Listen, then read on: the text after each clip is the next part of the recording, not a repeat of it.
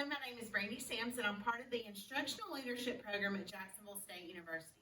Today I'm going to talk with you about law and ethics and how it applies to education. One hot topic in education is religion in public schools. It's hard to know sometimes what things are permitted and which are prohibited. So a good rule of thumb to use is the Lemon Test. The Lemon Test tells us that certain practices, symbols, Bible reading, etc. are constitutional if they pass the Lemon Test. The Lemon Test says that overall, the assignment or whatever we're talking about, the assembly, anything, should have an overall secular purpose. So the main thing that is intended has a secular reason. The primary effect, what's going to come from it, is not religious. We're not trying to convert people. We're not trying to teach about a religion in hopes of, having a conversion come from that. And that there's no entanglement of government and religion, because we know our Constitution says we should have separation of church and state. And so that's a really good rule of thumb, a test to say, a Lemon Test, to say if things are prohibited or permissible regarding religion in public school. The West Virginia State Board of Education versus Barnett established that the Pledge of Allegiance, because it says one nation under God, should only be voluntary, cannot be mandatory. And I certainly have seen that in my own classroom. I've had certain students that were prohibited from standing and pledging to the flag or making any kind of pledge, and so we have to make sure that we do not require those things, but that they are only voluntary. And that the school cannot sponsor any type of prayer. And this was established years ago by Jaeger versus the Douglas County School District.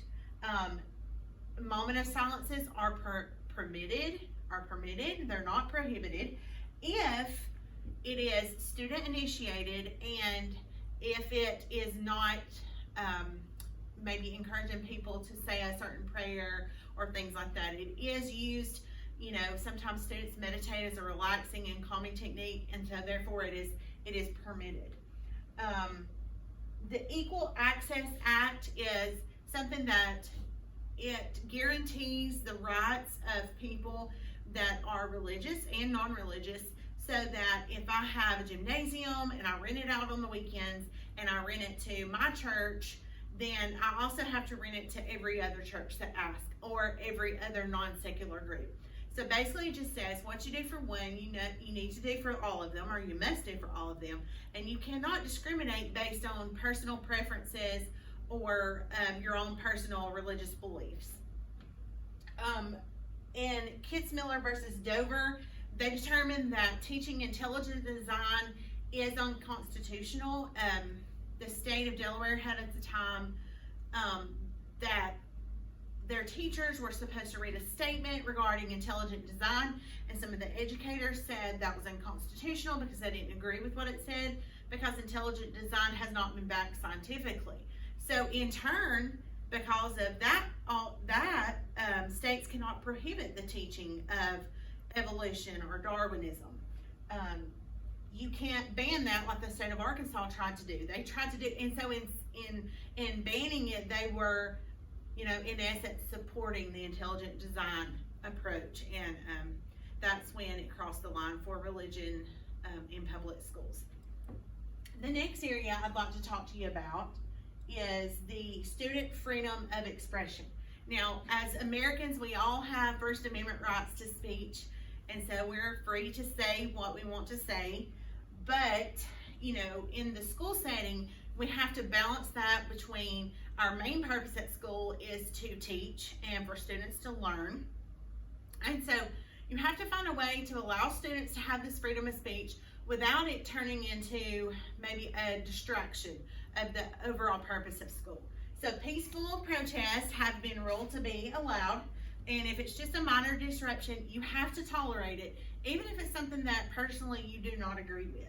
Schools can, however, regulate the time and the place and the manner of the protest. So we could say all protests must take place before the first bell or be after the last bell, but just be sure, according to the Equal Access Act, that whatever you do for one, it is a standard procedure, a guideline that all groups must follow.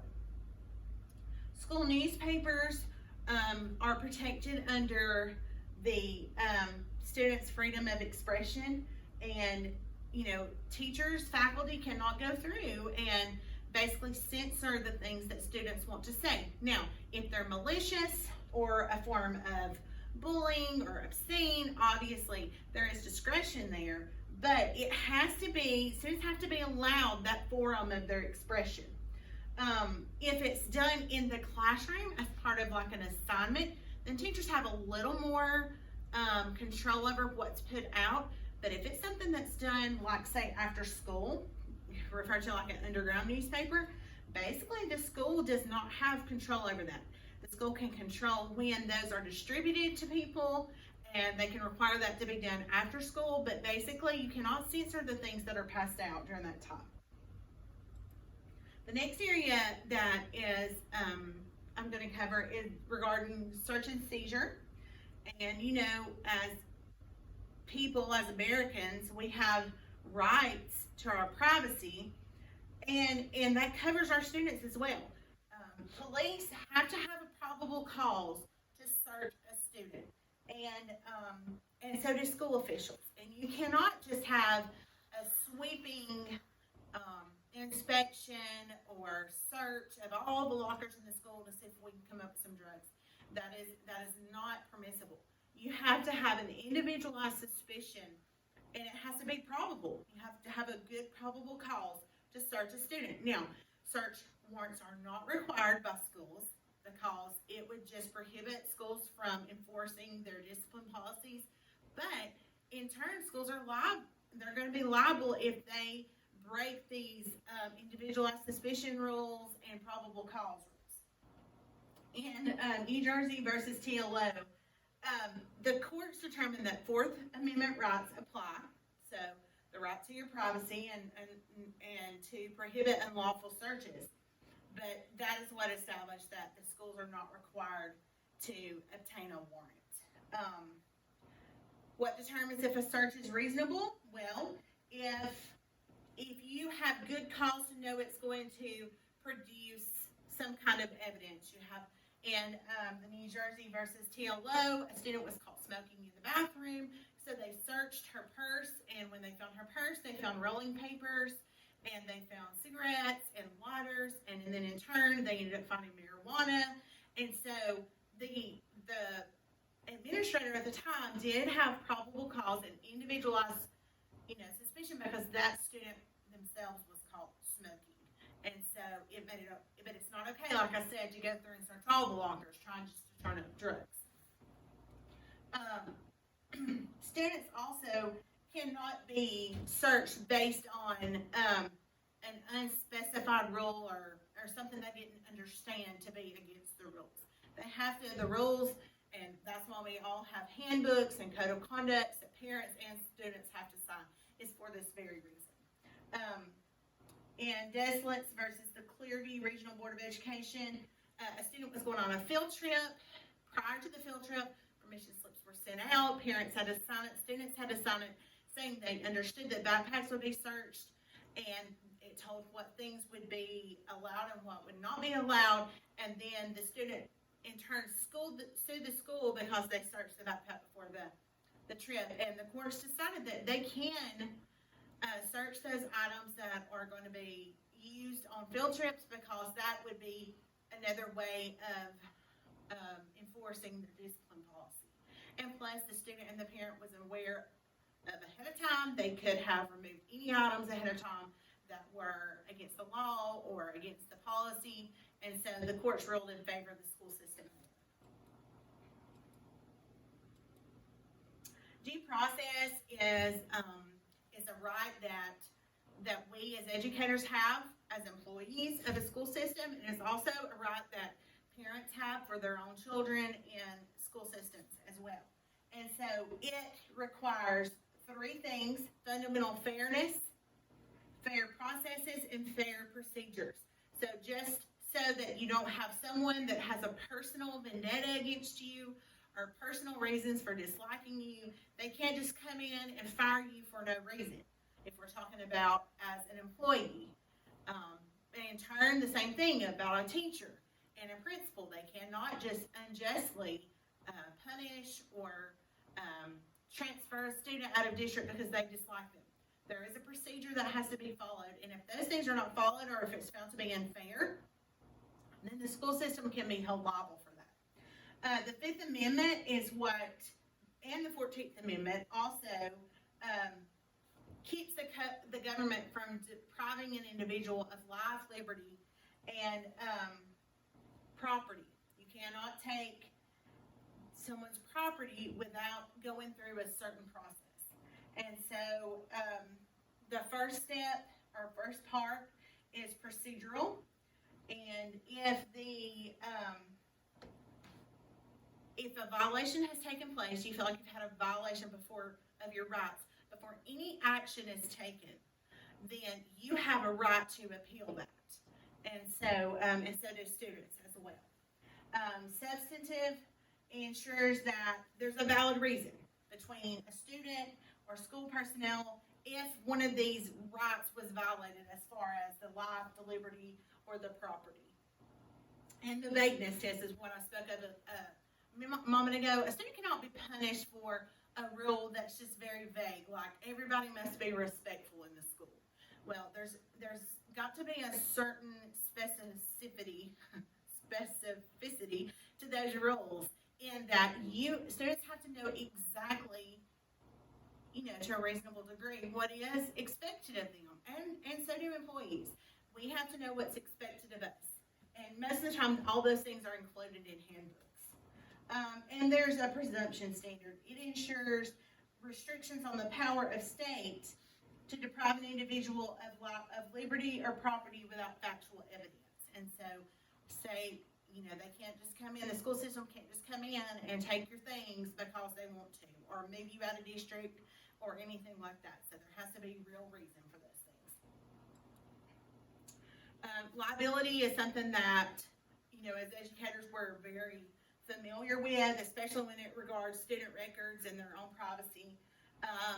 FERPA, the Family Educational Rights and Privacy Act, guarantees that parents have access to records and that they can inspect those records and challenge them, and that schools and teachers, educators may not disclose personally identifiable information without the consent of the parents. The only exception to that is to the educational association or agency. So if the central office calls me, then I'm allowed to give them information about the child without the parents' consent. But anywhere outside of the school system, that is not prohibited.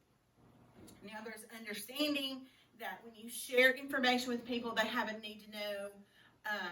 There's a reason they need to know this information. So even though I'm sharing information about a child, it needs to be with somebody that has some kind of vested interest in the child, not just because I'm talking with a colleague about an interesting case I have or an interesting situation. So obviously we can violate other people's privacy by doing those things. But when people have a need to know and right to know, then we are allowed to share that information. Student records, they should contain personally identifiable information, their name, their date of birth, things like that. What it should not contain is it should not contain classwork, anecdotal notes, things like that, because all those can be reviewed by the parents, and they can challenge anything that's in there. And when you put things in there that, you would never want to slap a sticky note on the top on the inside of a permanent record that says behavior problem, because then the parents can challenge, why did you say that? And then you would have to defend that. One thing that the courts ruled that is not covered by FERPA is, there were parents that challenged, students shouldn't be able to grade each other's work because that's violating their privacy. But the courts found that it's not violating privacy because teachers don't maintain those things in the records. So the information maintained in the records is what you cannot release to other people. But things like grades and peer grading, those are permissible and allowed. Let's see. Incidents. Part of, in some of the court proceedings, they have found that disciplinary records are part of educational records. And so there's been a lot of controversy over that. Can schools release when a student has been convicted of crimes even, or been just punished in school? And yes, they can. The courts determined that that is part of the educational record. And when students, especially like in bullying cases or violent things, fighting, when an administrator or a teacher informs a parent of what happens, it's fine to inform the parent of what happened, and you should, but you cannot release personally identifiable information about the other parties involved. Nor can you really share or release what kind of disciplinary actions were taken towards the other student, because then in turn that violates their policy. Okay, the Individuals with Disabilities Improvement Act guarantees children to an education that's free and appropriate in the least restrictive environment. The ages that it guarantees that are from ages 3 to 21. And so schools are required to provide early intervention to students. They also are required to provide educational services on past the age for students with disabilities up until they're 21 years old. Before a student can be tested for special education services or receive those services, a parent has to grant permission. And that's just for protection for the child and the parent as well, and the educator. IEPs are developed by IEP teams, which are comprised of parents and educators and the local education agency representative, and also anyone else that the parent decides to bring to the meeting. But it is a team decision. IEPs are, and they're developed to maybe set appropriate goals for that student based on their own abilities and disabilities. And in the Florence County versus Shannon Carter case, parents sued the school district because basically they went to an IEP meeting, and the teacher and the special ed teacher, whomever, I'm sure it's a special ed teacher, had written for the student the goal. They would have only made 4 months of school of growth during the school year. And the parents challenged that and said they did not think that was adequate. And so they wanted more for their child. Well, the school denied them. And so then the parents applied for a due process, I guess, review, and the school system denied that as well. So they took the child out, they took Shannon Carter out of the school, placed her in a private school, and then sued the school system for the tuition that they had to pay at the private school. And the courts upheld for the parents. And the school system did have to provide those things. So it's very important that we as educators understand how much weight that the IEP does carry, and how much responsibility the IEP team has to also honor the request of the parents, up until what is deemed as free and appropriate for that child. A way that schools are reaching students with specific learning disabilities without testing them are through the RTI program, or the Response to Intervention program. It's a multi-tiered plan where students receive Tier 1 in the regular classroom, and Tier 2 sometimes from the regular classroom teacher in a small group setting, and then Tier 3 would be a pull-out where they're getting individualized attention or a very small group from someone who is trained, a specialist in their area. And that is a way to differentiate learning. It is also a way to hopefully bring those students that are struggling up to grade level without having to involve special education services. FERPA requires, IDEIA requires that schools provide the least restrictive environment. So we can no longer just put students down into a resource room all day, a special education room, so to speak, but they are to be in the mainstream inclusion in the classroom as much as possible, and as much as is appropriate for that student. And that's different for every child. And every parent has different wishes on that. That is in an area where school systems have a lot of liability, and so it's very important to follow the rules and the procedures, very closely in this area. One area of concern, and I've certainly seen it in my own school system, that we have to be careful of is with EL students, English learners, that we're not testing them for special education too often. That we're not mistaking their lack of language or lack of language development as a disability. And so we have to make sure that we give the appropriate accommodations and modifications, and that we give them time, which is one of the most important things, is allowing them time to develop the language.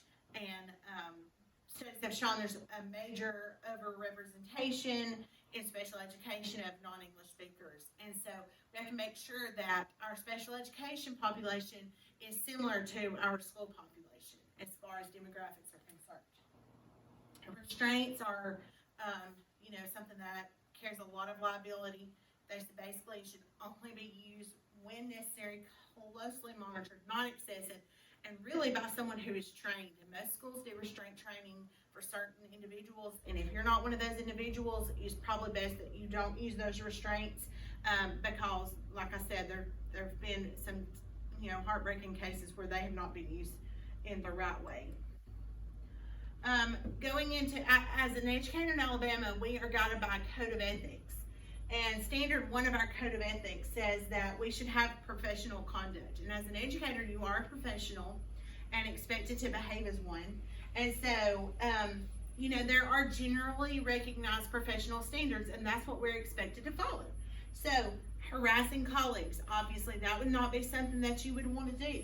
Engaging in physical altercations, and neglecting to supervise students, and that would probably be the one that most people would be most likely to do. So it's always important to make sure you're where you're supposed to be at a certain time, because as an educator, we have a responsibility to supervise students and make sure they're not harmed or hurt in a process. Professionals encourage and support each other. They contribute to the professional teaching environment, and we take part in professional development just so that we can be regarded as professionals. The standard 2 in our code of ethics is trustworthiness. And obviously most teachers would think that they are trustworthy. We are trusted with people's most prized possessions every day, their children. So teachers cannot falsify or misrepresent personal information on their employment applications. There have been cases where teachers have lied about degrees. So, it falls on the school system to make sure they have rigorous hiring practices. And if you're caught lying, then you can be fired because you have violated the code of conduct and the code of ethics. You can't falsify or misrepresent information on evaluations. So if I go from one school system to another and I'm asked to present my last evaluation, I have to make sure that what I give is accurate information. And also on state assessments, it's very important that we make sure that we're not changing answers, because that's falsifying data in a sense. And so, it's very important that we maintain our trustworthiness in that sense. And then another one that I've seen misused many times is the reason for absence. We cannot tell our boss that we're sick and take a sick day when in fact we're going to the beach with our family. That would be misrepresenting the reason for why you're out. And so sick days by law are only supposed to be used when you're sick, and any other time personal time should be used for that. So we have to be careful of that. Our standard 3 is unlawful acts, and it just states that educators have to abide by laws, state laws, federal laws, local laws, statutes of the school system. So, it's very self-explanatory. You have to follow the law, and not knowing the law is not a defense for not following it. It's our responsibility to be informed of what's expected of us, and if we don't follow those things, then we can be held liable for that. Standard 4 is teacher-student relationship, and certainly this has been a hot topic in the media recently with so many unethical behaviors by teachers. But educators are always to maintain a professional relationship with students, both inside and outside the classroom. So just because it doesn't happen on school grounds does not excuse anything that happens outside of school. If you're an educator, you're dealing with a minor. So everything that happens with them can be regarded as child abuse, including inappropriate sexual relationships. Those are a form of child abuse, and they are criminal and can be prosecuted as such.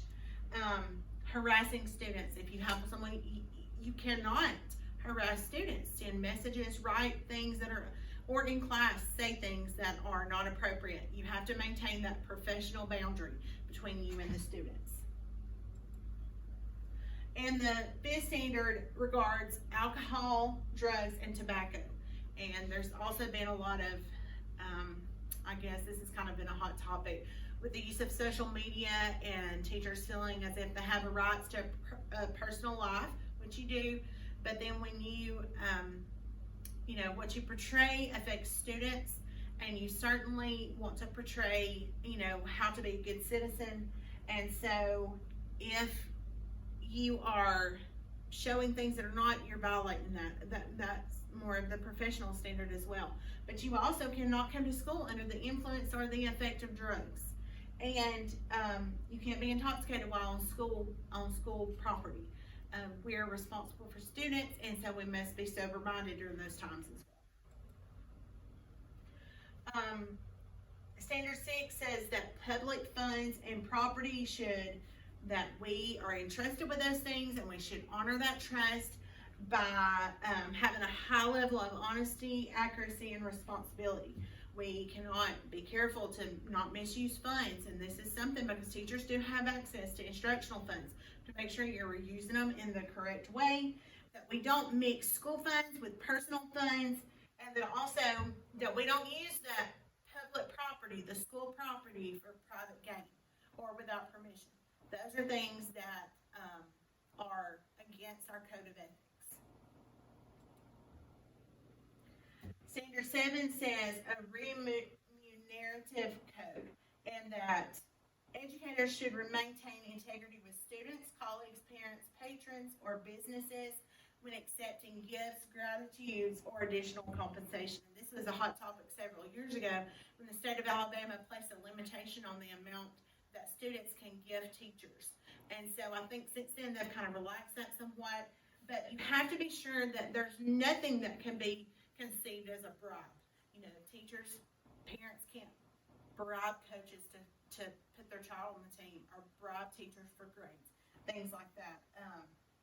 Educators can't ask parents to purchase things, and we saw that in our school system one summer where teachers, innocently, they were, with good intentions, I should say, were asking for parents to purchase books to donate to kids, but you can't do that, because as your role as an educator, you represent the school system. And so the school system, there's a proper way to do all those things, and you have to follow the proper process.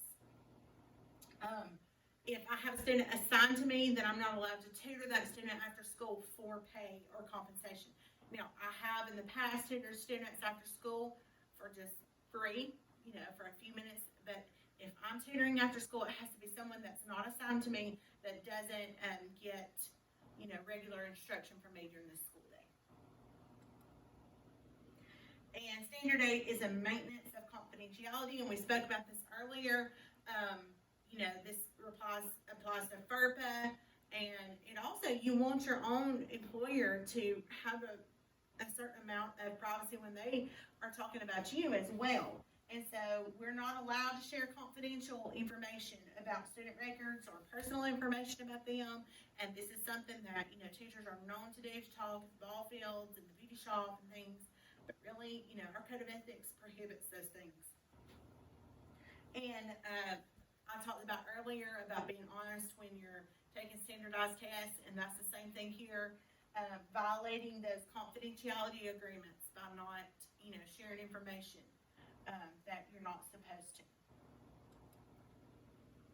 The 9th standard is the abandonment of contracts. So as an educator, when you start the school year, you are, whether you actually sign a contract or not, you're actually under an implied contract for fulfilling the 187 days.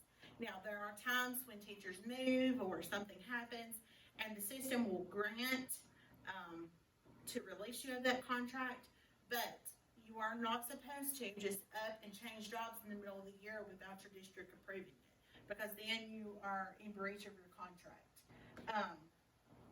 If I just get mad and decide I'm not going to come to work anymore, well, they can fire me because I'm refusing to fulfill my contract. And as educators, it's our responsibility when we see our colleagues or know of someone that is breaking our code of ethics, we have a responsibility to report those issues and report those infractions. And in fact, we're supposed to report them within 60 days or we ourselves can be held liable. That it gets touchy at times because, like we saw in the Atlanta school teacher, the testing scandal, there were teachers that were afraid because of bullying and pressure to report, and some even reported and were fired. But part of our code of ethics is that we are expected to report things that are not done correctly. And we want to do that to just maintain our professional standard as educators. So, thank you very much.